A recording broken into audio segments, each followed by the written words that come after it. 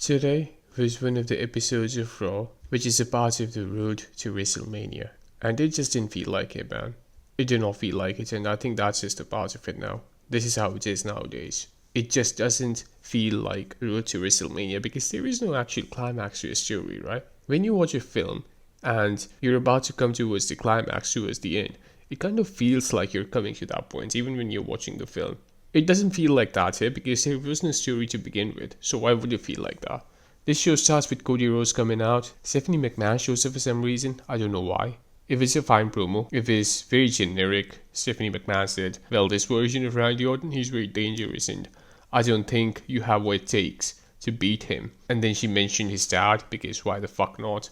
I was just thinking, man, like, why is Stephanie McMahon here?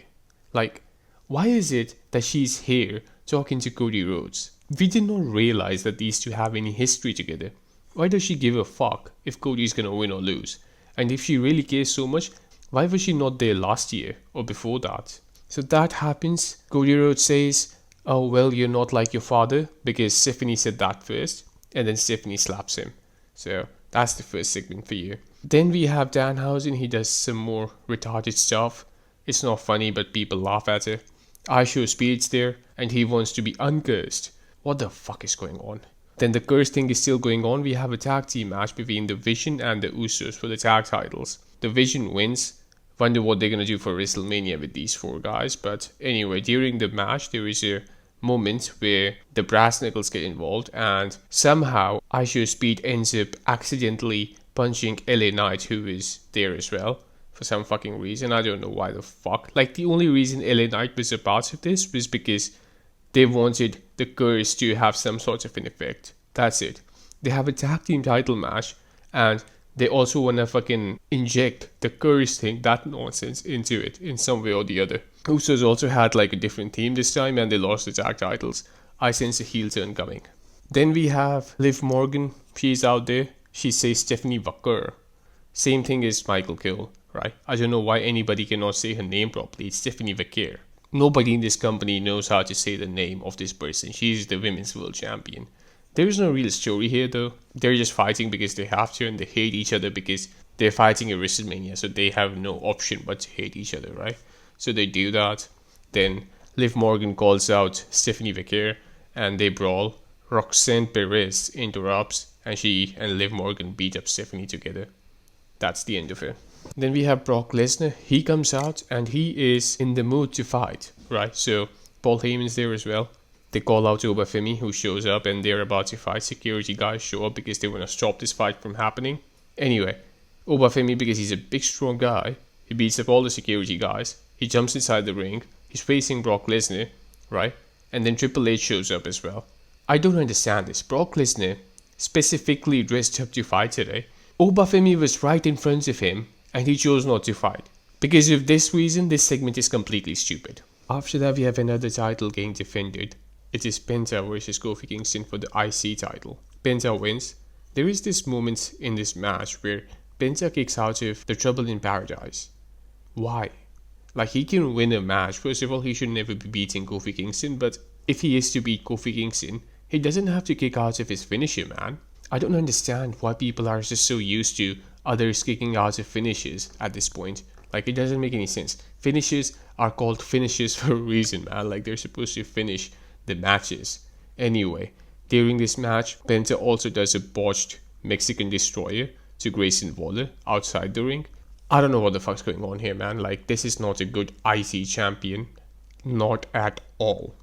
After the match, he does a horrible promo. He says that there's going to be a ladder match at WrestleMania and the crowd cheers. The crowd's really fucking into this guy, man. Like, that's a bit surprising to me because this guy sucks ass.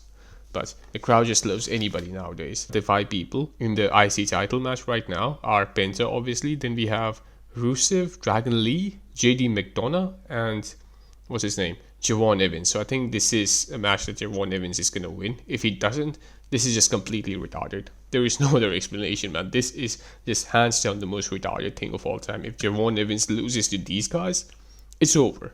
Then we have a horrible interaction between Paul Heyman and Adam Pearce. Paul Heyman says that, well, I am the only fucking promoter from the 80s or 90s, the only manager from the 80s, and the only promoter from the 90s. And he says that he knows everything that Pierce knows. Then Pierce says that, well, you haven't checked your emails because Seth Rollins is medically cleared. Then Seth's music plays. Heyman overreacts. I know he's trying to act because he got some praises back in the day, but it's just overreacting, man. Like, nobody fucking reacts like that when you're scared. That's an overreaction. That's how somebody would react in a kid's play or something. They haven't even acknowledged Braun Breaker and Bronson Reed, by the way. Like, Seth Rollins came back, he's targeting Paul Heyman, who at the time didn't even know that Braun Breaker is about to spear him. Like, he didn't fucking align with Rollins, he aligned with Breaker, sure, and you're pissed off at him. But if you really think about it, why is he so mad at Paul Heyman? Because Paul Heyman did not initiate this, right? The guy who initiated this is injured. After that, Gunther interferes, he beats the living crap out of Seth Rollins, puts him in a sleeper hold. This will be a good match in the sense that we don't know who's gonna win, and that's always a good thing. We do have a few matches of that nature this year at WrestleMania, so that's actually a good thing, I think. But aside from that, there is no story here, and that's the main thing, as I've said before. There is no story here. When Gunther's walking down the ramp and he's like done and the segment's over, Michael Cole says, well, Gunther is the career killer and he aims to kill another career. And I'm just thinking, they're like, man, is he gonna retire Seth Rollins as well? Is that what's happening here? If not, like, why is he still going around calling himself the career killer? So there are a lot of logical flaws throughout the show. But anyway, there are a few segments that I've refused to react to. And the next segment, which is the main event, that's where I'm gonna acknowledge this. It is the segment with CM Punk and Roman Reigns. I'm not going to react to this. I refuse to react to this, and there were a bunch of others as well. I am not going to react to this nonsense. It was so bad, I don't even want to fucking react to it, man. Like, because reacting is going to take some energy. I'm not going to do it. That's just it. This episode, I think, was just there for the sake of it. Like, they had to fucking put on a show, so they did. Everything that happened in this show was just so forced, because there is WrestleMania coming up, so they can't have their usual 3 hours of nothing. So they just added stuff, and the stuff didn't have any fucking reason behind it.